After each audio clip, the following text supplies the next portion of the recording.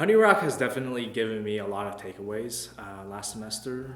I think starting with just the classes that we've had, we started in September with a class called God's Big Story, and which was just letting us learn what is God's narrative and how do we play a part in God's big story. We continued with a class that coincided with Advent.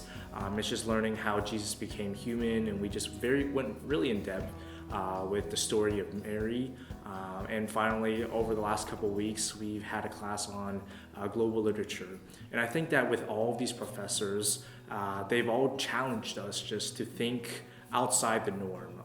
It really engaged us in conversations and just made us question a lot of our prior beliefs and just allowed us to expand the scope of our knowledge. And not only were we able to have really great and engaging class discussions, but we also got to have one-on-one conversations with these professors over meals and even outside of class, which is great, not only just expanding our knowledge, but also just preparing us for what college really looks like.